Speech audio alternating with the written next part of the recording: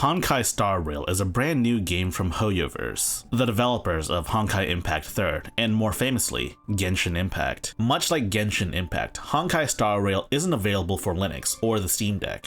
At least, not in an official capacity. That's where this comes in, the Honkers Railway Launcher. Created by the same guys that made an anime game launcher for Genshin Impact. This is your opportunity to play Honkai Star Rail on a Steam Deck. Before we get started, yes, we have to address the fact that this uses a patch. A patch that patches up the anti-cheat. I haven't seen any reports of anyone getting banned for using these patches on Genshin Impact or Honkai Star Rail. And I personally haven't been banned from Genshin Impact, but do keep in mind that this is always a risk. If you get banned, no one's responsible but you. Installing the Honkers Railway Launcher, it's very similar to installing the anime game launcher, so let's get started then. PS, if you've already installed an anime game launcher, you've already got their repo set up. The launcher isn't hosted on the default FlatHub repo, so you will have to add this team's own repo, and I can confirm this is a safe repo. But do exercise caution when adding random people's repos. But I can confirm, adding a brand new repo is very easy in the Discover app. Launch the Discover app and go into Settings, and then press Add Source. You'll see this window pop up. This is where you'll put the URL for their repo. You can find the URL for this repo within the GitHub page. Once you type it all in, press Add. Now you've successfully added their repo into the Discover App Store. Now you can download and have Discover manage the launchers. You may notice you see two launchers, the Honkers Launcher and the Honkers Railway Launcher. The Honkers Launcher is for Honkai Impact 3rd, and the Honkers Railway Launcher is for Honkai Star Rail. Be sure to download the correct one, otherwise you may be playing the wrong game. Just press install and you have the launcher downloaded. While still in desktop mode, you'll want to launch the launcher. Follow the instructions on the screen here. You'll see a TOS warning right here. Be sure to read this entire thing. Now that you understand that, press continue and agree. This next option allows you to change where Honkai gets installed to. For example, maybe you want to install it on your SD card. Just press that launcher folder icon and then go down and select your SD card.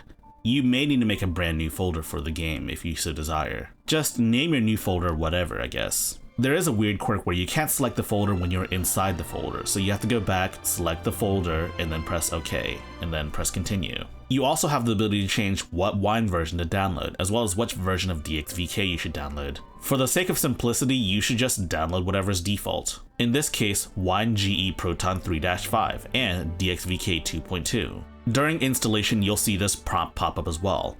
Just press install right here, and you should be good. Once this finishes up, you'll want to restart the launcher. Just press the restart button and the launcher will, well, restart. Now for the most difficult part, waiting for the game to download. That's right, you haven't even started really downloading the game yet. So just let the game download, and I'll be back. With a bit of movie magic, I instantly downloaded the game. So press apply patch and you'll be ready to game instantly.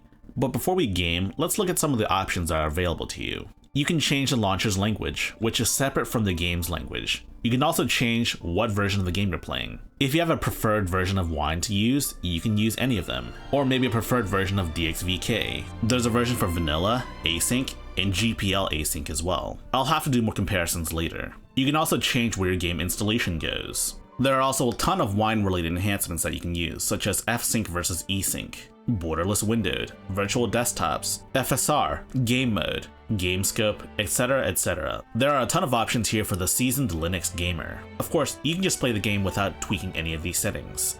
To access the launcher in game mode, you will need to add the launcher to game mode. It's really simple really, just press add a game, look for Honkers Railway Launcher, and press add selected program. As you can see here, this will show up in your Steam library immediately. Feel free to rename it if you so desire.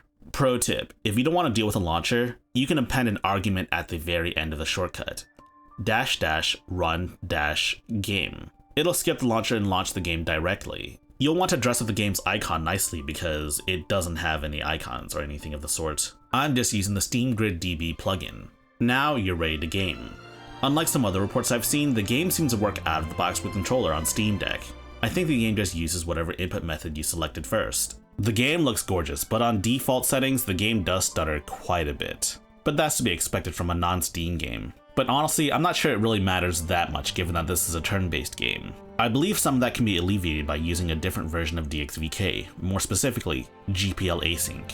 But you could also lower the graphical detail as well. Or if you want to maintain close to high settings, you could always frame limit yourself to 30 or even 40 FPS, if so desired. It seems switching my DXVK version to DXVK GPL async may have solved some of the stuttering, but this warrants more testing. In the meantime though, enjoy yourselves, Trailblazers. You can finally play this game on your Steam Deck.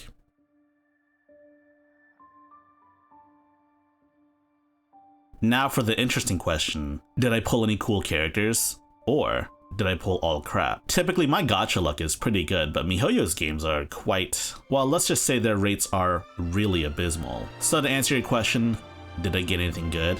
Well, only time will tell. Maybe in the future. No. Much like Genshin Impact, both items and characters are behind the gacha pools. Is the game generous for free-to-play players? Eastern gacha games are far more free-to-play friendly than, say, Western games with microtransactions. Wait. And look, no character. Wait. Well, at least I got a character. But man, that was brutal. Mostly 3 stars.